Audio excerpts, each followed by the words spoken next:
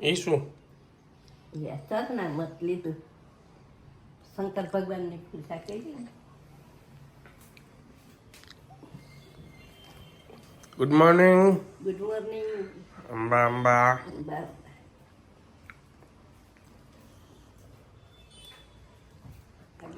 હમણાં તમારી ચા થઈ જશે હો મેડમ. ઉકાળું છું હું. તમે આરામથી મોબાઈલ સર્ફિંગ કરો. હમણાં હું નાસ્તો બનાવી દઉં પછી બોલાવું તમને. ચા મેં જ મૂકી છે, બધ ખબર છે કેટલી વાર. એટલે તો તમે ડાયા નથી હજી. લે આજ કોઈ તારીખ છે? 28 ને. આજનું છાપું ન થયું એટલે આમાં એવું છે એટલે આવશે હાલો.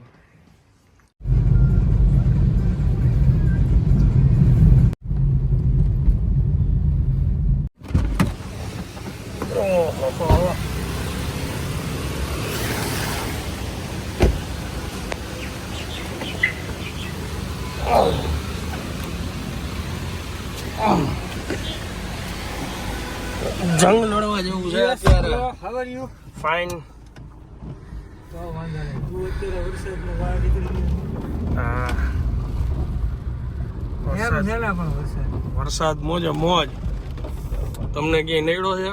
વાત જવા દે એમ રમડી રાતે જે હેરાન થયો છું અમદાવાદથી રાજકોટ પહોંચવામાં. રસ્તા કેવા છે?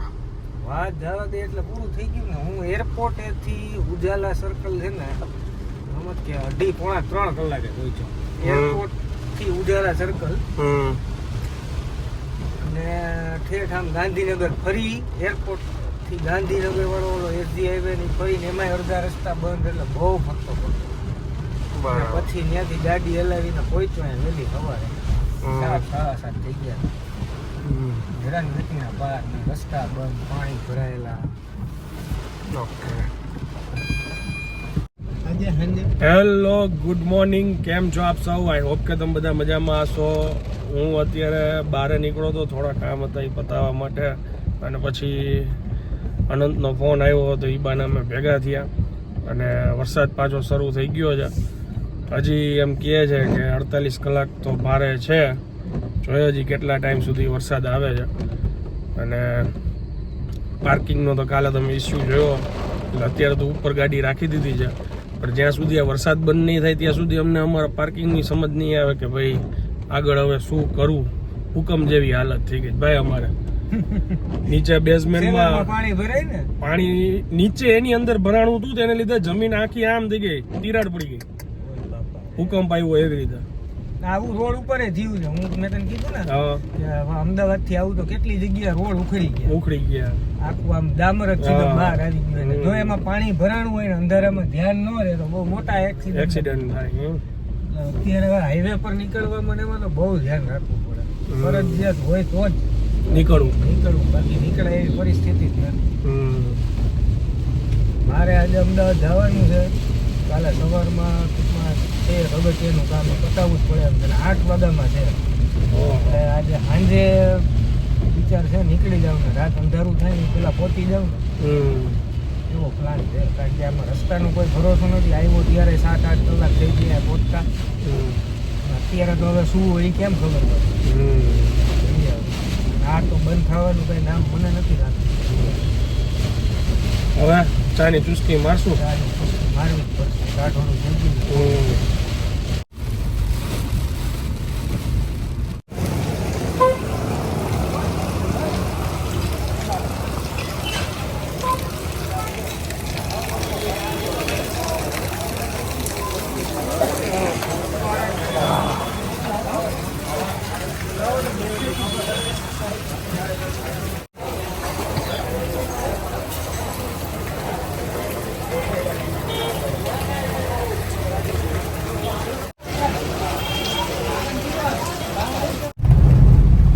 બપોરના 12:30 વાગ્યા છે, પણ જરાય તમને જોઈને લાગે છે એમ થાય વહેલી સવાર પડી હતી.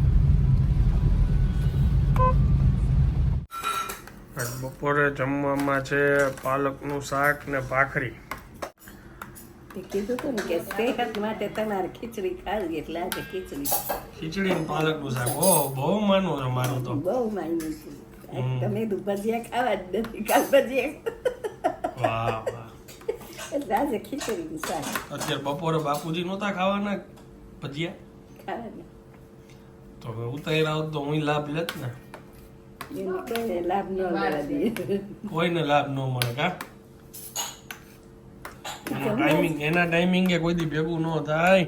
એ 2:30 વાગે જમવું એમાં ક્યાંથી મેળ ખાય હમ.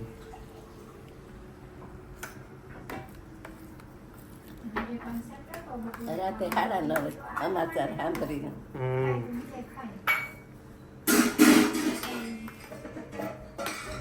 3,000 years later.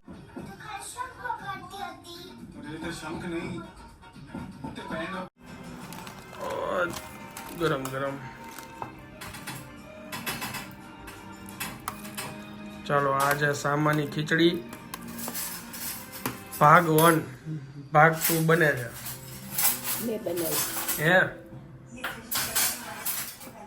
ઘણા ટાઈમે ખાધી. આ એ ફરાળમાં હાલે ને કા કે નો હાલે? હાલે ને? આની રેસીપી આપણે રહી ગઈ ને ફરાળમાં. નથી તો હમ શું કહેવાય? ના મૂકીને હમ. The next morning.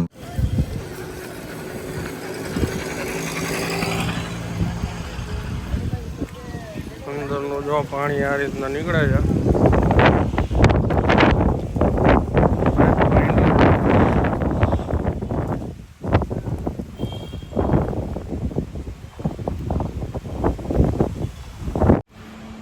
Hello good morning, કેમ છો આપ સૌ?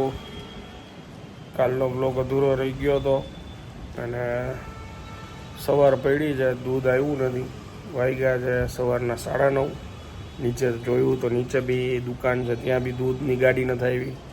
અમારા ઘરે જે દૂધ આવે છે એને ફોન કર્યો એટલે એ હજી ક્યારે દેવા આવશે એ નક્કી નથી. યશ આવ્યો હતો તો યશને કીધું બાઇક છે તો આટલામાં એ જોવા ગયો છે. આવે એટલે હમણાં ખ્યાલ આવશે કે એને મળ્યું કે નહીં દૂધ, એટલા માટે નીચે વેઇટ કરવું જોઈએ એમને. હાલો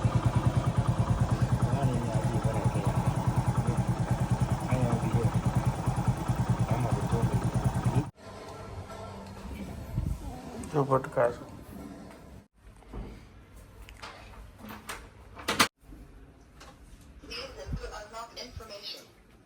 આ શું કહે છે?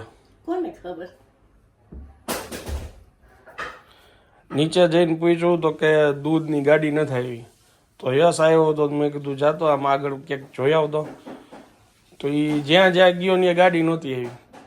પછી ગાડી આવી એ જ લઈને એ આવ્યો, અહીંયા ત્યાં આવી ગયું. મેં કીધું કઈ રી પછી લીધું તો આવી ગયું, હવે આવી ગયું. 2 બાટલી લીધી ને 2 દૂધની થેલી, બાટલી હજી આવશે. તે.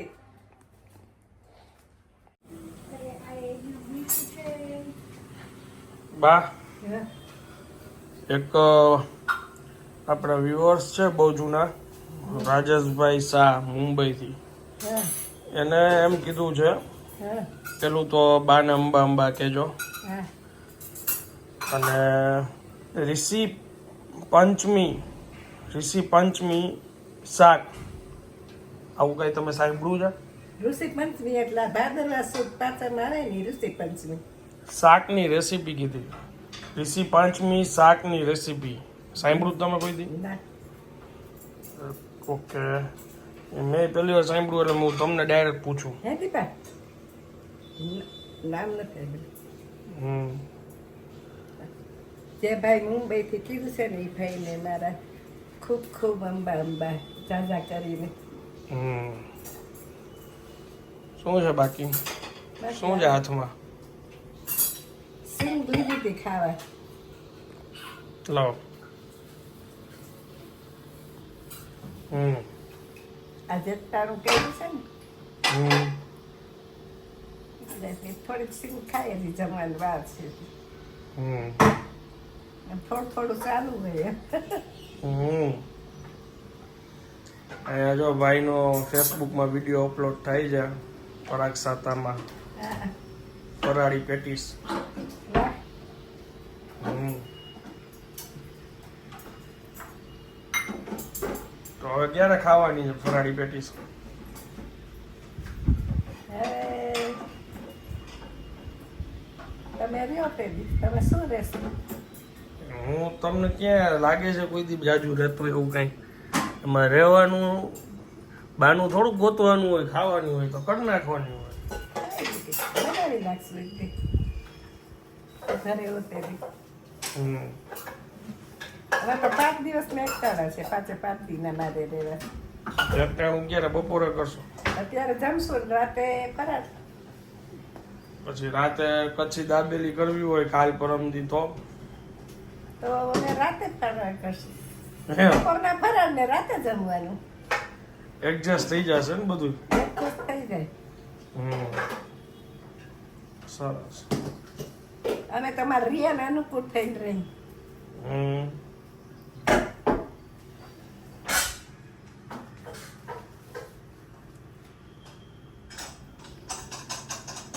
જ્યુસની તૈયારી ચાલુ છે. મોસંબી ને સફરજનનું.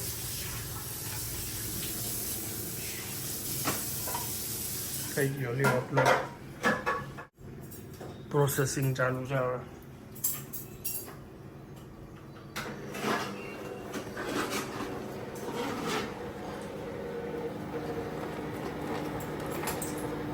અરે એ આખું નાખી દે, ઓલું પ્રેસ જ કરવાનું જ માથે.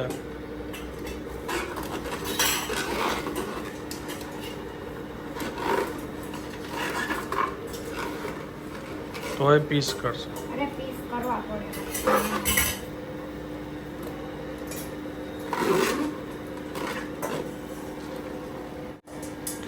ઘણા લોકોની કમેન્ટ હતી કે આમાં અમુક ન્યુટ્રિશન છે ને એ જતા રહ્યા, એટલે મોઢેથી ચાવીને ખાવ તો વધુ સારું. એ મિક્સચરમાં એવું થતું હતું ને એના માટે તો આટલું મોંઘું આ લીધું આપણે, નહીં? સ્મૂધી કરીએ ને તો વાંધો ના આવે, એમાં ફાઈબર હોય. જ્યુસમાં ફાઈબર નીકળી જાય એટલે સ્મૂધી રેકમેન્ડ કરાય ફાઈબર માટે. એ જે પ્રોબ્લેમ થાય છે ને ફાઈબર આમાં ભેગા વયા જતા હોય ને એટલે સ્મૂધી પીવો ને તો ફાઈબર નો જાય. ઓલા કરતા તોય સારું ને હજી. હા, એના કરતા સારું. એટલે તો કોલ્ડ પ્રેસ કર્યું આપણે. ફ્રૂટ આખું ફ્રૂટ ખાય એનાથી વધારે સારું કાંઈ નહીં. દુકાન ખોલું ઊંધું રાખ્યું છે.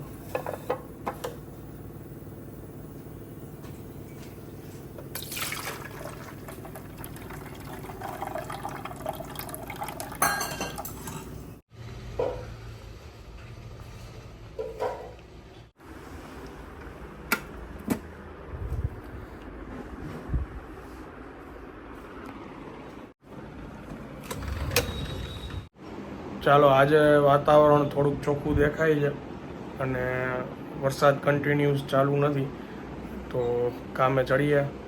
યશભાઈ આવી ગયા છે એની રજા માણીના, એટલે જાઉં છું અત્યારે પહેલાં ઓફિસે, પછી દાઢી સેટ કરાવવાની છે ત્યાં જઈશ અને હવે અમારા કામ શરૂ થાય છે. આ બ્લોગને હવે હું અહીંયા વિરામ આપું છું. વિડીયો જો પસંદ આવ્યો તો વિડીયોને એક લાઇક આપી દેજો. મળીએ જલ્દીથી નેક્સ્ટ વિડીયોમાં. ત્યાં સુધી જય હિન્દ, જય ભારત.